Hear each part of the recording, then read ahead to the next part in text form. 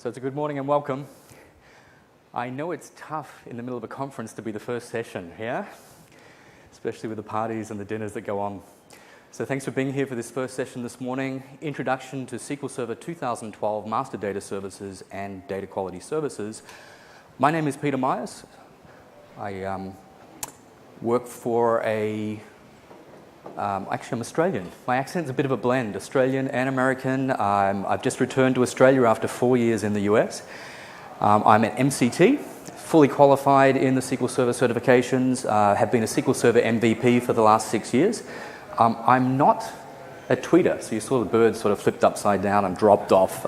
I just haven't grasped that technology yet, and I'm working on that. And if you need to contact me, I have details towards the end. This photo, unfortunately, doesn't show off to the people watching this recording that I'm wearing a groovy tie. Can you agree?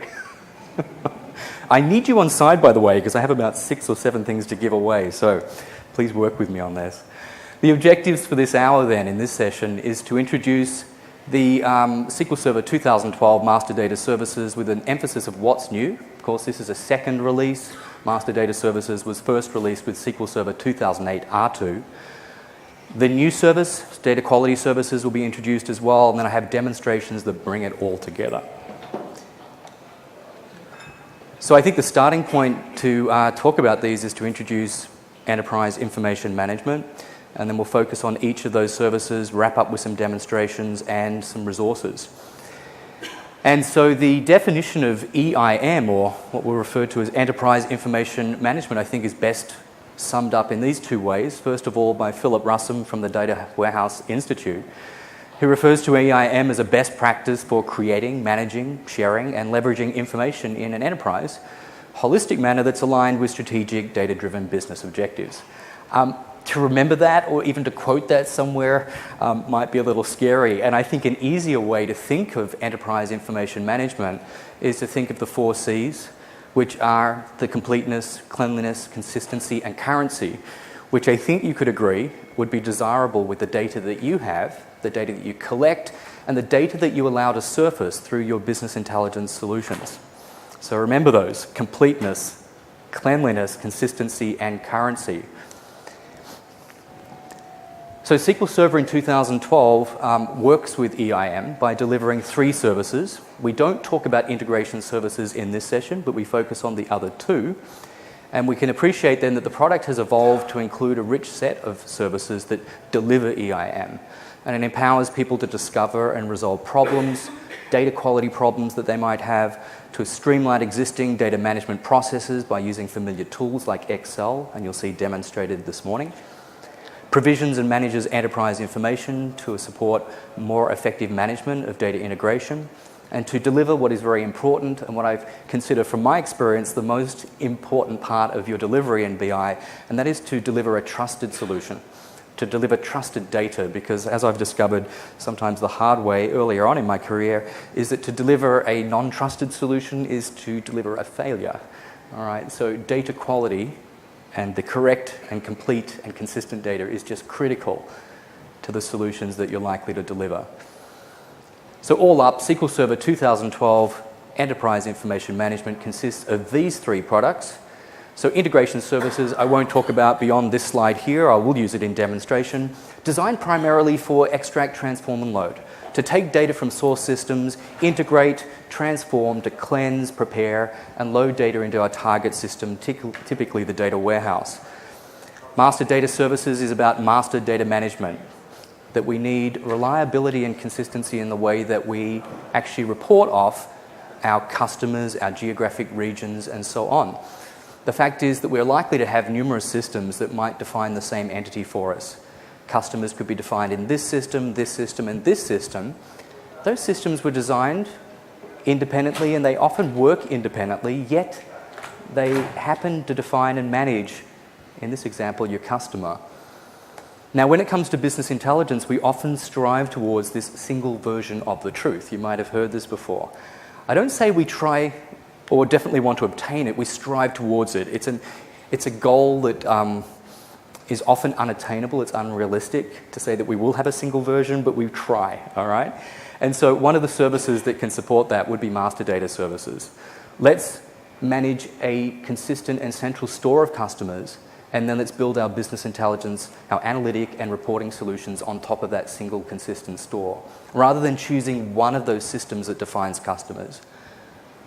Data quality services, the new service introduced in SQL Server 2012, is about providing a standalone service that is concerned with data quality or cleansing of data.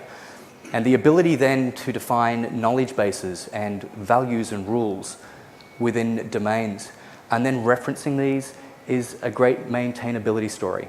Instead of putting that logic in our packages where it typically belongs, we want to ensure that garbage doesn't arrive in our data warehouse during an ETL process. Let's define rules once in a knowledge base and let's reuse via our packages multiple times. Therefore, we have that single point of maintenance inside data quality services. All right, so I have some giveaways up here consisting of some USB drives and some exam vouchers.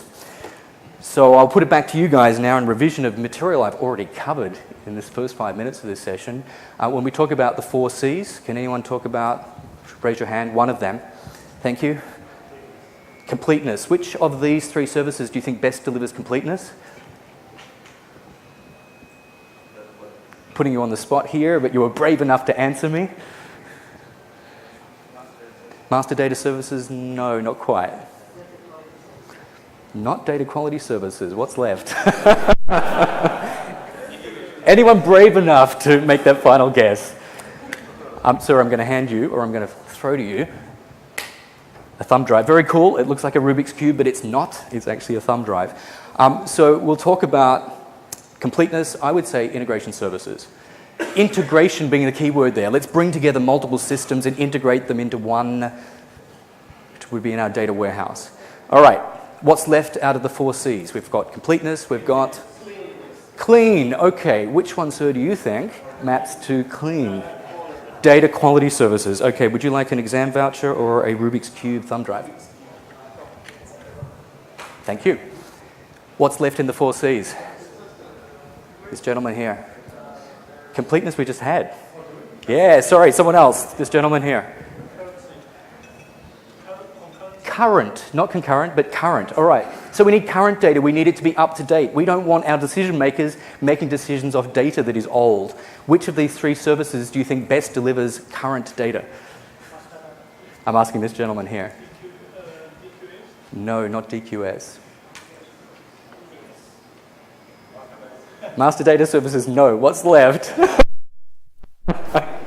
You see, with integration services, a typical design approach we have is that we build packages. Those packages map to tables in our data warehouse. So each dimension, each fact table would have a package, and we execute it with regularity to ensure that the dimension attributes and entities are kept up to date, and that our facts incrementally we're adding to the sales fact table. So to keep the data current in the data warehouse, typically it's integration services, right? So I'm sorry, I'm not going to pay that one out. And then I think we've got 1 C left out of the 4. Consistency. Who yelled that? Which of these 3 services do you think maps to the consistency? MDS. Thank you. Can you come see me afterwards? I have an exam voucher for you. All right. The 4 C's are delivered through SQL Server 2012 Enterprise Information Manager.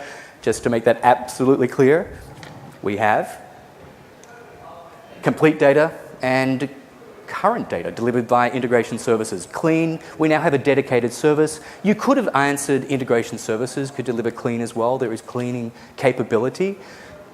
But the new approach that I was looking for was DQS. And then finally, for consistency, we have customers defined in multiple systems. Let's somehow bring them together and let's maintain a master list and then build our data warehouse on top of that master list. All right. Now with that background, we can move on and focus on master data services and then follow through with data quality services. So SQL Server 2012 Master Data Services is a SQL Server product for master data management. And in general terms, it can address a number of problems. It could be that you just don't have a single authoritative source, and therefore reports can't be trusted. No formal dimension maintenance capability.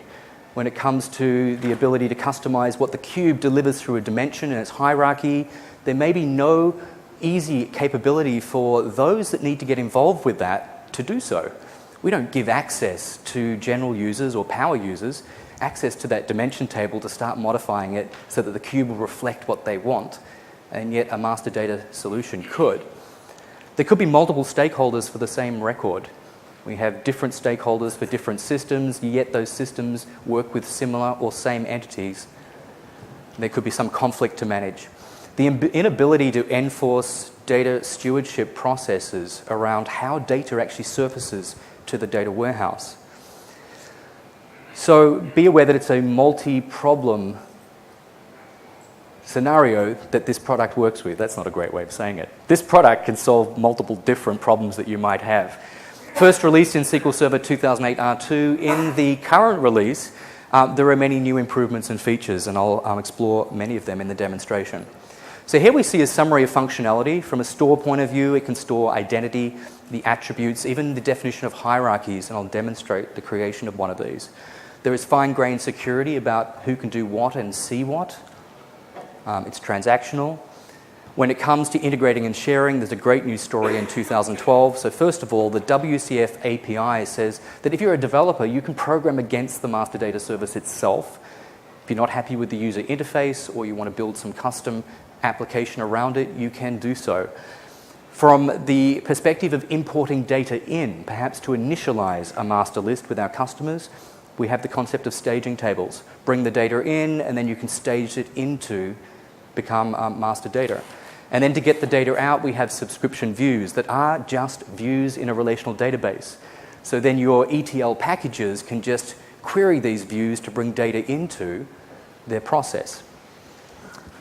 For enabling processes, there's stewardship UIs. So there is Master Data Manager, which is a web application, and what is new in this release is the Excel add-in that allows data stewards and others the ability to connect to the server, open up lists, and if they have permission, go ahead and even publish new or changes to the lists. Of course, garbage in, garbage out applies here as well, so we have the ability to have validation and business rules. We can have versioning within the models. There's also notification and workflow processes that you can work with. So it's a very comprehensive and becoming an increasingly complete solution for master data. Here's a sample implementation. We have data sitting in an ERP system, for example. We could use integration services to load that into master data services. At that point, it's master data. We then can maintain that data through the web interface of Master Data Manager or the Excel add-in. Notifications could be delivered. And then when we go ahead and build a cube, we can build it on top of the master data, not on top of the ERP system.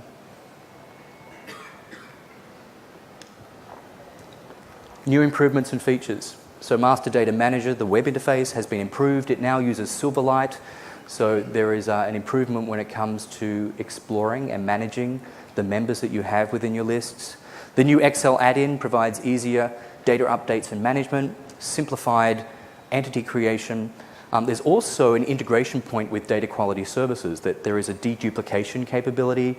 Before you load new data, you can use a matching policy in DQS to go ahead and identify potential duplicates before you add them to your master list. As already discussed, to get data in, there are staging tables. And to get data out, you can define subscription views, and there are numerous improvements centered around usability, robustness, security, scale, and performance. The new add-in in Excel deserves a call out here. So master lists of reference data can be distributed to anyone in the organization that uses Excel. Is there anyone here that doesn't use Excel? Okay, just for those watching the video, no one raised their hand, as expected. So it's a familiar interface that makes sense to extend to include data steward capabilities with master data services. So if you install the add-in for MDS, data stewards, for example, could create entities and attributes, or use DQS to help identify duplicates before publishing new members to lists. For general users, it might just be the ability to retrieve and update things like customer addresses. This is our master list now. We no longer require them to update addresses within the ERP system, for example, or CRM system. I'm not suggesting that's what you would do, but you might actually remove the responsibility for people to update data at that level, that all addresses are now maintained at the master list level here. It's up to you what you do. A great feature is that you can work offline. You can connect to the service, open up a master list, disconnect from the network, still make changes to existing members or add new members, and then when you reconnect later, you can publish those changes. And of course, permissions determine what you can or can't do, so you can control that not all users can do this. It's just those data stewards, those power users here that have that ability. All right, time to see this in demonstration. So introducing SQL Server 2012 Master Data Services. Are there any questions at this stage about any of the material I put forward? One question here. So if you can work offline, do you deal with collisions with two people update the same definition? So great question. What happens if you've got collision? You've got a conflict that people are updating the same data. Last in wins. But the great thing about this product is there's full version tracking per member level. So if you do identify that there's a problem, you can go back and look at the transactions for a member and see who updated what when, and potentially then perform your rollback of that. And I'll demonstrate where you've got that history available to you. So it's the last in win on the whole row? It's the last in win on the whole row. It depends. It could be at attribute level. Depends what they're doing. If they're updating just an attribute, all right, then I would suggest it's probably at attribute level. But you know I've never tested that, and it's something you'd have to have a look at. Yes. No, I think I'm almost certain it would be at attribute level, but I can't say that with 100% certainty. All right, so my demonstration here is to go ahead and to produce, first of all, a master data solution that's going to allow us to consistently define geography.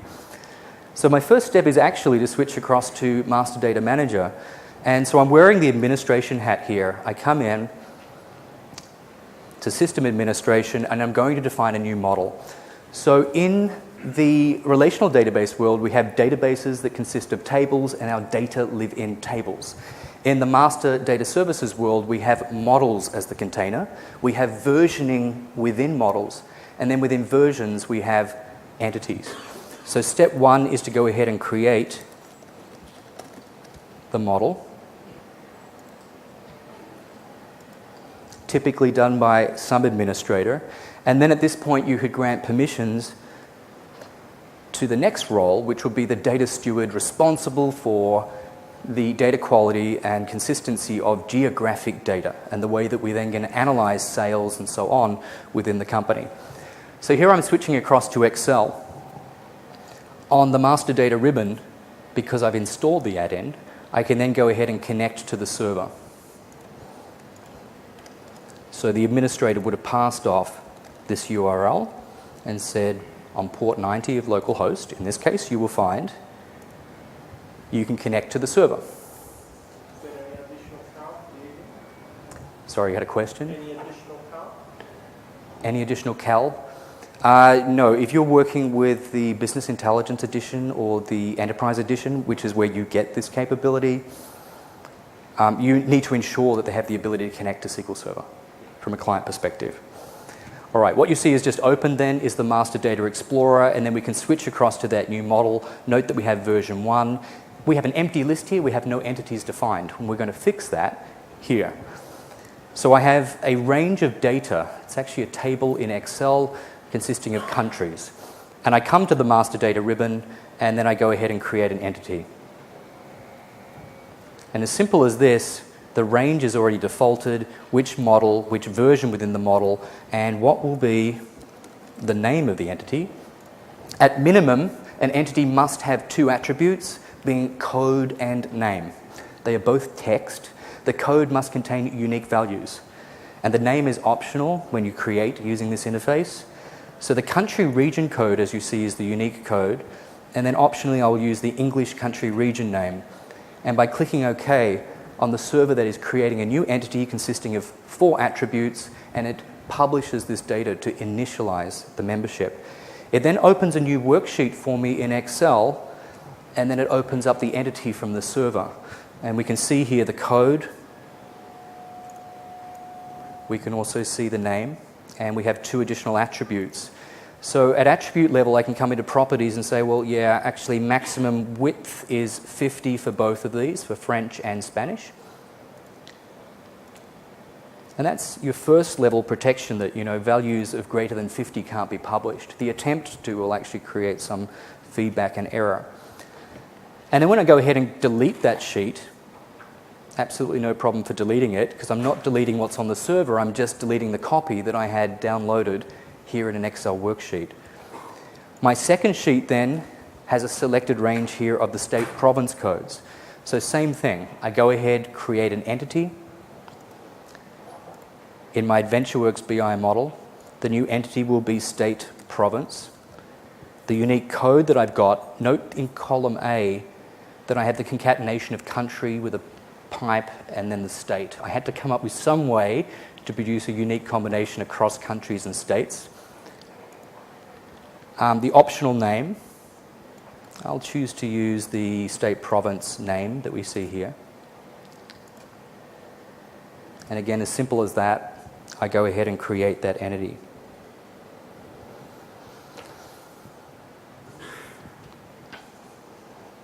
So again, it opens up this worksheet, State Province 1, and we can take a look at the data. And my concern would be that users are going to come in here and just free text in a country that doesn't exist. We don't want them to. I already have an entity that defines countries. So I can come to the properties and I can say, well, we're going to create a constrained list. That this attribute will only allow the selection of values that exist in the country region. So note what happens when I make this update.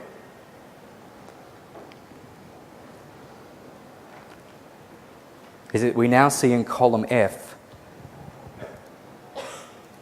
that we have a drop-down list available. So when modifying or inserting new members into this entity, they're constrained by values that exist in my country region entity. Out of interest, note that AU is actually the code. Within curly braces is the name. And I'm going to go ahead and add a new member to this. So while I have the list open, I can just append to the very bottom. And down here, I'm going to add the state of Pennsylvania. Pennsylvania. I always find this one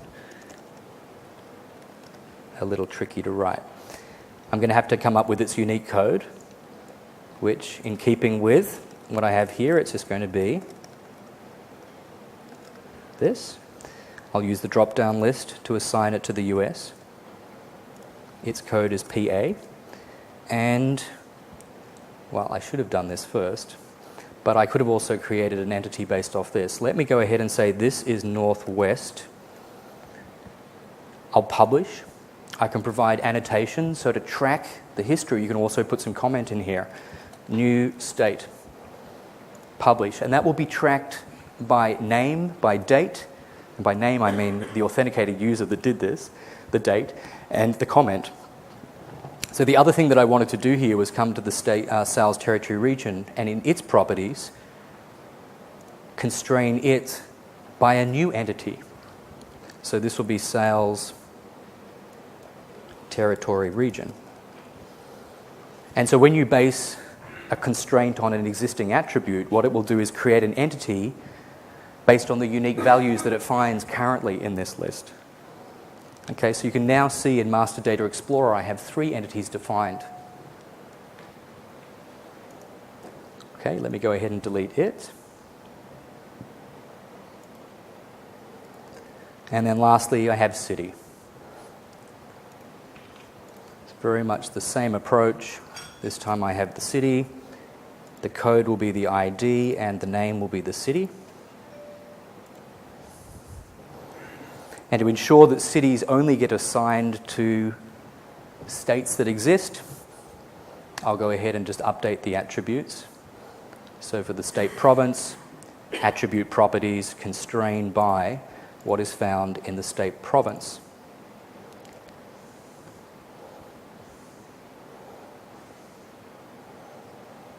For postal code, I'm going to ensure that the width is just 15 at max. And then I have an IP address locator that I'll also constrain to a 15 width.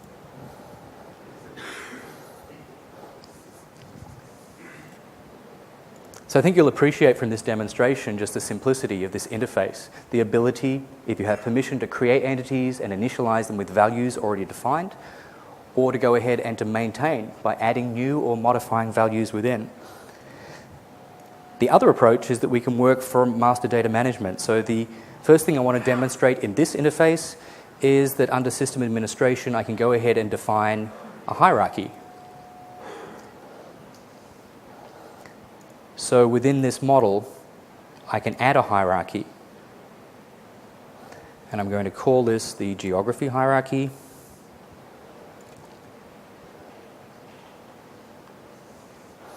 Here are the 4 entities that I've just created in Excel. Starting from the bottom up, I drag city across to form the first level. Next, I bring across the state province. And next, the country region code. Is that what I named it? I should have named that country region. And then you can explore that hierarchy here.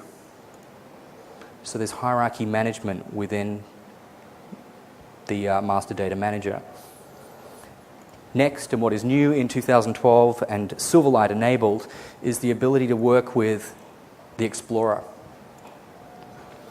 So switching across to the Explorer, you can, at entity level, explore the members that you have within the lists.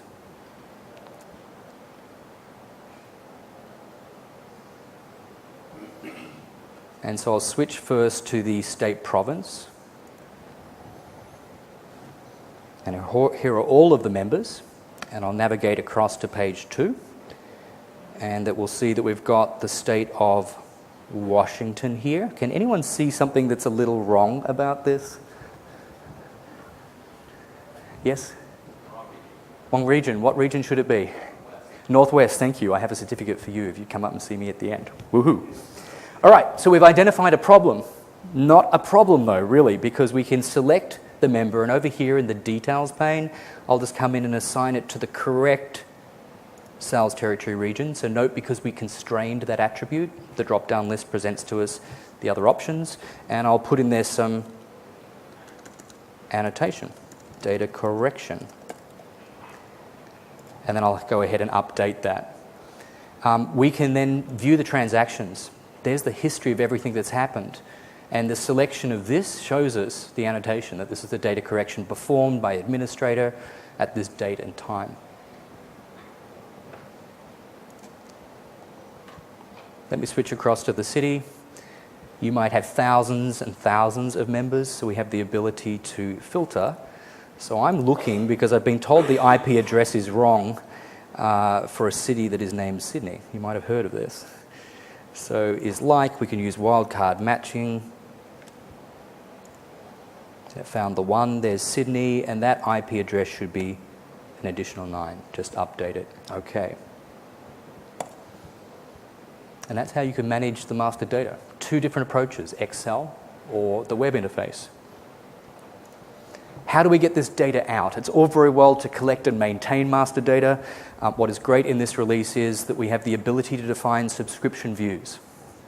The fact is that each attribute is stored independently in its own table. And you'd have to join all of these attributes together to complete the picture. What was the state code, what was the state name, and so on.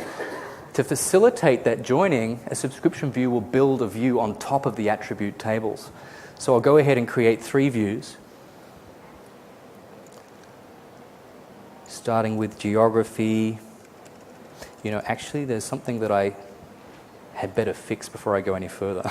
And that is I named one of them incorrectly. What is country region? No, that's correct. My mistake. So create a view that will be named geography, country, region. And what it's going to expose from this model and the first version of the model is the entity that is country region and just all of the leaf members. In other words, all of the members that you have in the list. Click Save and that subscription view is created. The next one will be geography, state, province.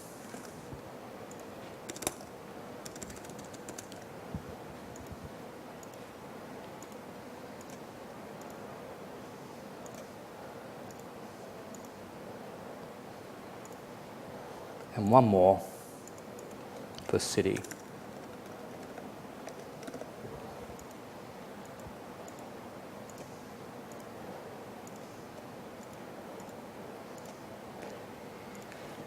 So when I open up Management Studio, we will see that they are just views in the Master Data Services database.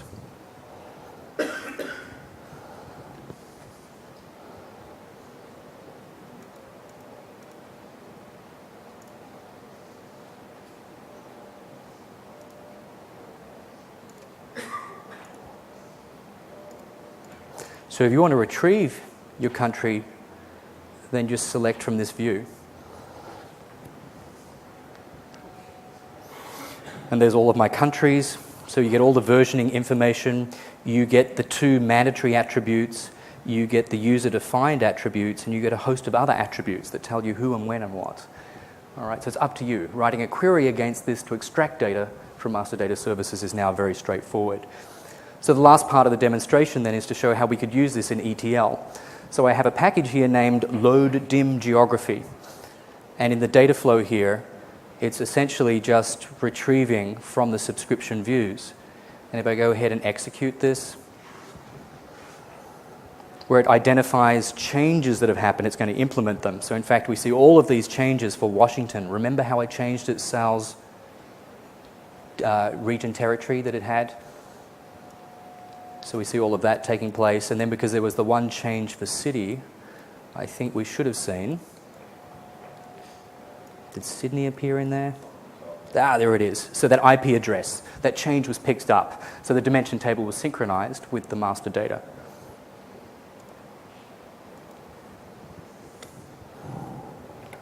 And that's my demonstration to introduce Master Data Services. Any questions? Is it possible to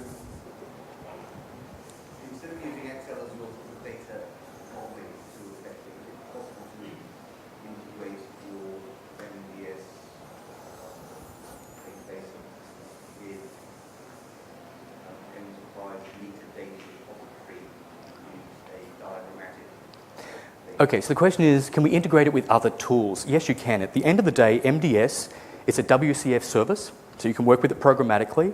You have staging tables, you have the views that you can work with as well, so you can use integration services also. Let's bring in data from other sources that you might have and be managing, and let's use an ETL process that just populates the staging table and brings data in periodically. So it's very, very versatile in how you choose to use it within your solution. I don't think you've understood the question. I want to base the master data instance, the schema of that, to be controlled and by a diagrammatic entity relation modeling tool, such as Embarcadero, etc. So if you want to use another modeling tool, providing you have the ability to programmatically do something via that tool, via its service, then yes, you can. Otherwise, no, it's unlikely to if it's a closed system. If you can extend it, if it's an extensible system, yes, you can use the WCF interface to go ahead and do anything that master data management can do. All right, so programmatically you can if you can extend the base product to do so. All right, I would love to take other questions, but I won't have time to get through the rest, but I'd love to take any questions that you have offline at the end of the session. All right, so we can move on now to second topic. The introduction of SQL Server 2012 Data Quality Services. This is a new knowledge-driven data cleansing product. Supports building knowledge bases that support correction and deduplication of your data. So the knowledge can accumulate over time. So the value here is that you can build up knowledge that is going to be improve over time as you discover problems within the data that you need to cleanse. Integration services includes an integration point because it has a DQS cleansing transform. And then there's also the Master Data Services XL add-in that supports using DQS to help deduplicate data before you publish it into a master list. This is effectively the data quality process. You will go ahead and build and maintain a knowledge base. And a knowledge base consists of domains, and domains can map to either values. These are the valid values that we'll accept. These are the state codes for the US. And not only are these the good ones, but these are the bad ones. And if these bad ones come in, correct it to these good ones. So the first thing is a domain can consist of values on how correction should take place. The next thing is a domain can define rules. An email address must match this regular expression to be a valid email address. And thirdly, you can use and exploit third-party data services.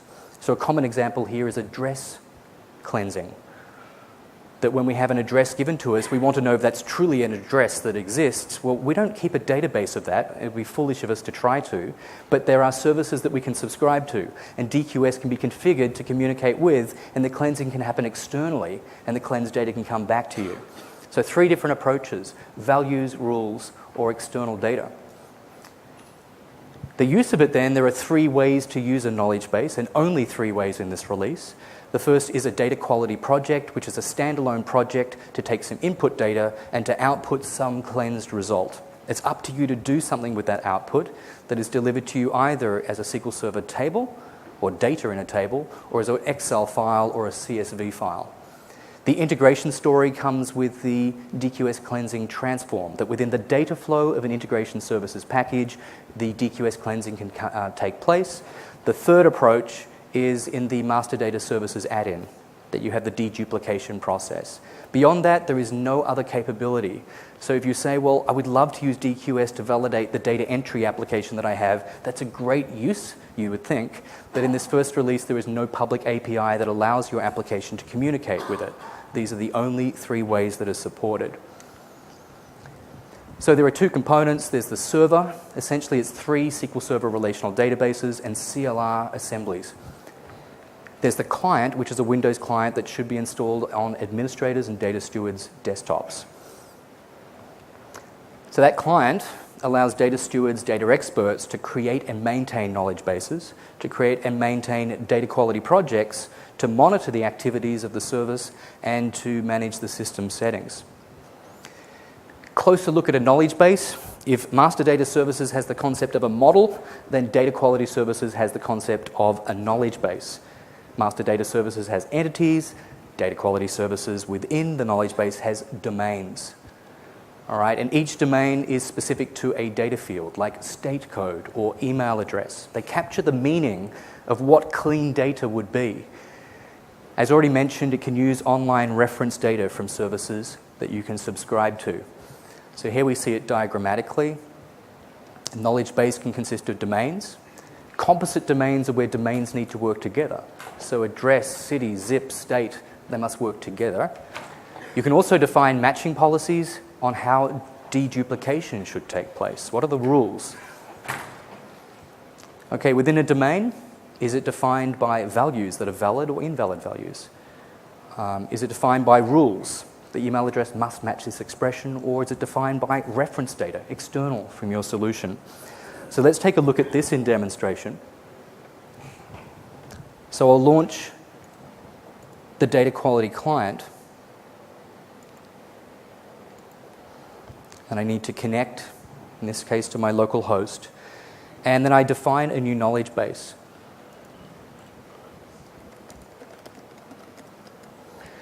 Note the activity here that we can manage domains, we can discover knowledge from our existing data, or define matching policies. So I'm going to use knowledge discovery to learn from the master data that I've just created, what are the valid state codes that we could ever have.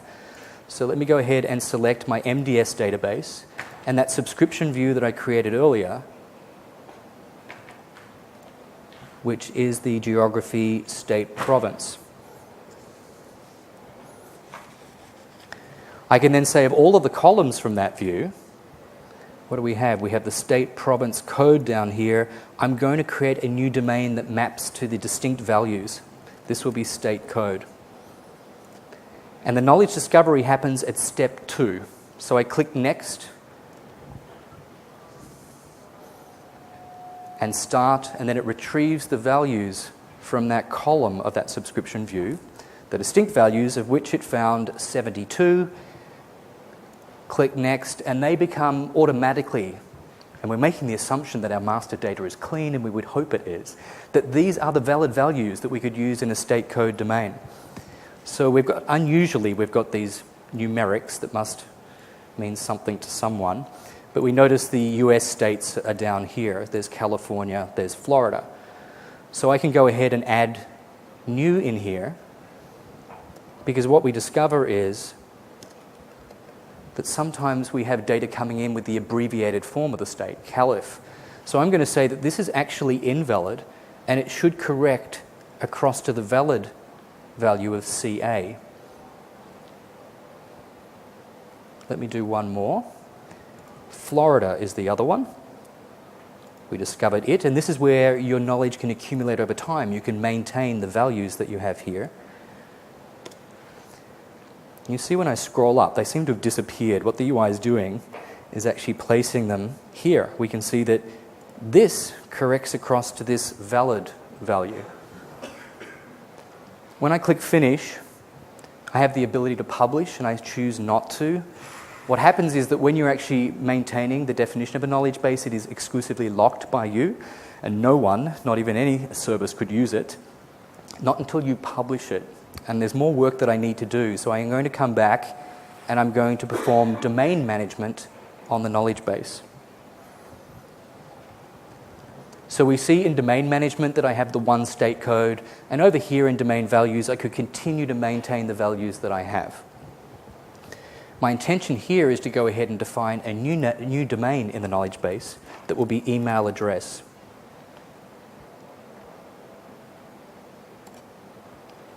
And for this domain, I'm going to use a rule.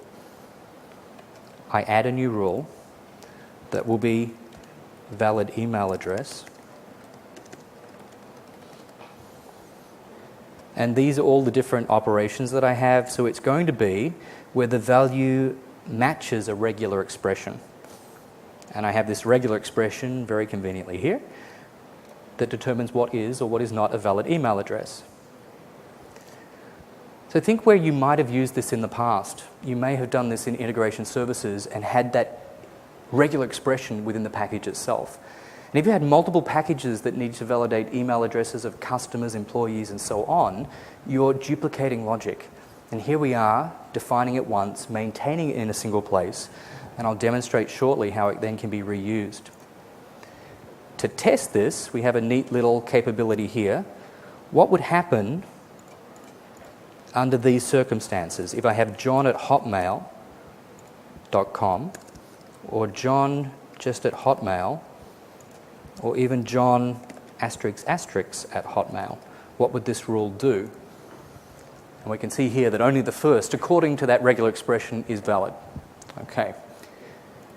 So now when I click Finish in Domain Management, I will this time choose to publish the knowledge base, and now it's available for use.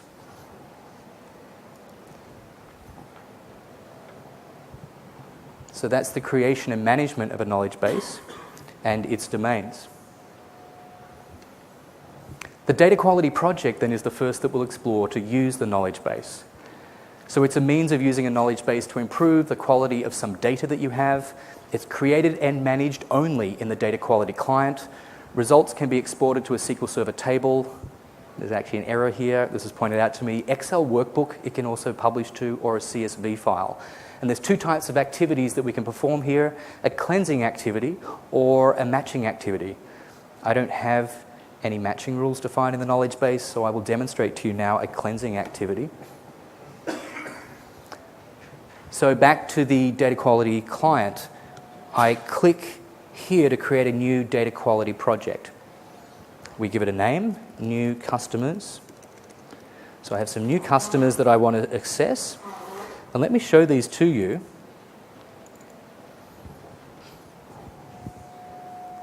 Typically, there wouldn't be red highlights here, but I have this data in an Excel workbook, and we see that we've got new customers that are using that abbreviated form of California and Florida. Even Texas comes in using the abbreviated form of the state rather than the 2-character code. I also have some invalid email addresses here.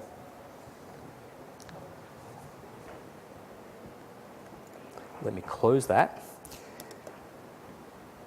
And then it just reminds me of the selected knowledge base consists of these two domains. I perform a cleansing activity. So it wants to know where the source data is coming from. So it's either a SQL Server table or view or an Excel file.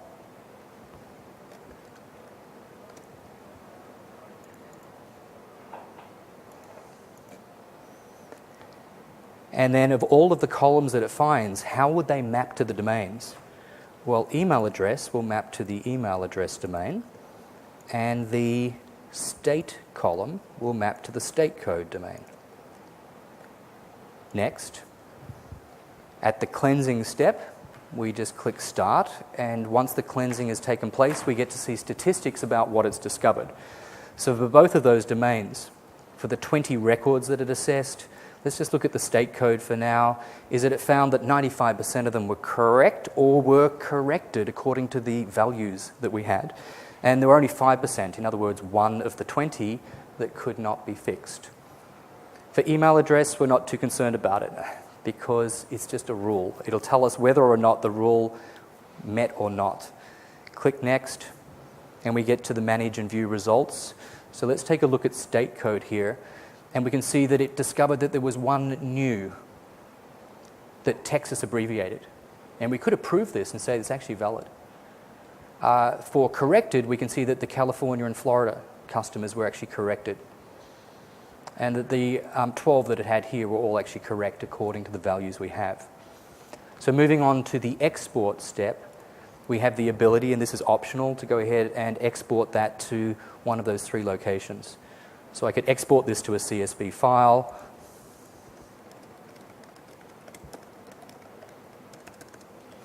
and I'll choose to add cleansing information as well. And so now that export has taken place, I click Finish. Let's take a look in my demo folder, and here is the CSV file.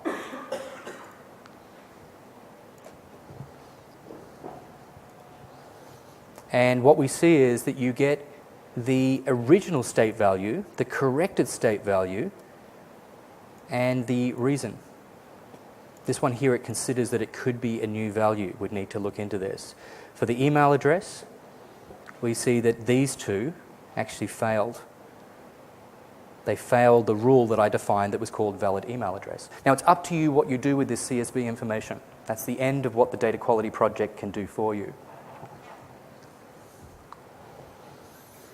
For a matching activity, it will come back and tell you that it thinks this is the correct record and these ones are duplicates with a certain probability of how likely that duplicate is. It's up to you then to determine, is it in fact a duplicate? If it is, go ahead and remove it from your original set. The other approach of then using data quality services is within the integration services data flow. We have the DQS cleansing transform, and it involves configuring what DQS server it's using, which knowledge base on the server, and then similar to what I did in the project, these input columns map to these domains. And then what it will return are additional output columns that will provide the source, the corrected, and the reason. Now it's up to you in the logic of your data flow, typically with a conditional split, that if this happens, go ahead and log it to this table so a human can assess the states that we don't have. Otherwise, we'll accept the corrected values and pass them down to the destination output.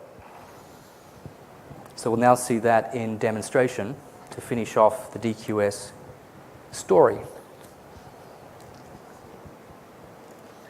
So across here in my integration services project, I have a package to load the customer dimension. Now it's partially built. You'll see there's actually an error for the data flow itself because it needs to be configured. So I'm bringing in all of those 20 Excel new customers. There's various transformations that need to take place, but at this point we're ready to go ahead and correct the data if necessary. So to configure this, I already have a connection, see here in the project, so a project level connection to the DQS server. What knowledge base on the server? It tells me that it has these domains. Okay, that's great. How do they map to the input columns being passed into this transformation? Well, for my email address, we will map to the email address domain. And for the state province, we'll map to the state code. So it's going to output these columns. What was the original? What is the output that it's giving us? And what is the status of that? Is it valid? Is it invalid? Is it corrected? And so on. And that completes the configuration. I then go ahead and I use logic here to test, was the email address valid, and so on, was the state province code valid, and I log to these tables any invalids that have not been allowed to correct. What will pass down as valid customers will be those where corrections happened. So if the email address was valid and the state code was valid, or it could be corrected, then it will pass down and be loaded into my dimension table. Let me go ahead and execute this.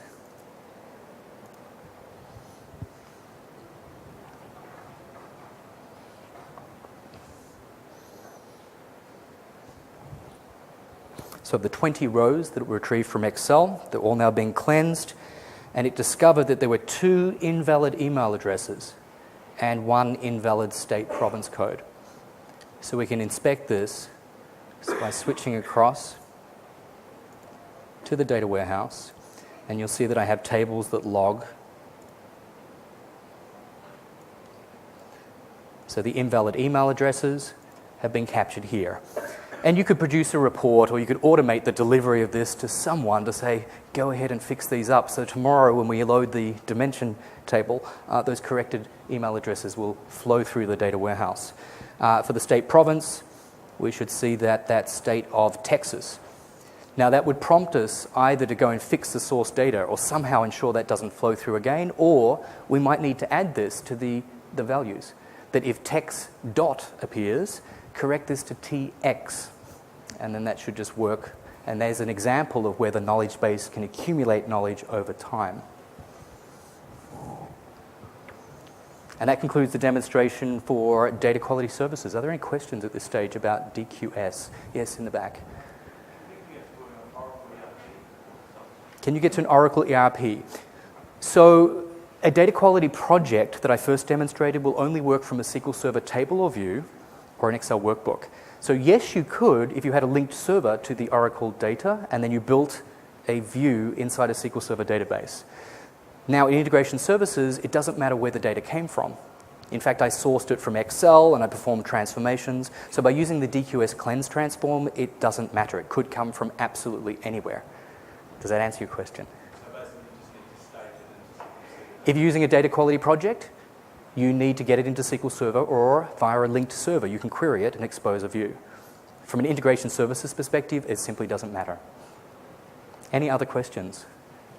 Yes? When you do a constant maintain, so say first name, last name, date of birth, addresses, can you custom define the matching rules that store it? So you've mentioned the concept that you have multiple attributes, first name, last name, birth date, and what do you want to achieve with those? Custom scoring on the confidence factor about whether they are the same. So you're talking about confidence. So you're talking about deduplication here? Yes. So when you create a matching rule that I haven't demonstrated here, you can say, okay, these are the domains, first name, last name, birth date. And the matching rule says that they must be at least similar, and then you must create an overall weighting of 100%. So first name is a 50%, last name is 40%, birth date is 10%. And then overall, it will come up a probability with how much it thinks another row is a duplicate. And so long as it exceeds the minimum probability you've set for the rule, it will come back to you and say, this is a possible duplicate with this confidence. Then it's still up to you. Either, and by the way, you can't use deduplication in integration services. The DQS cleansing only works with the correction of data, not the deduplication of data.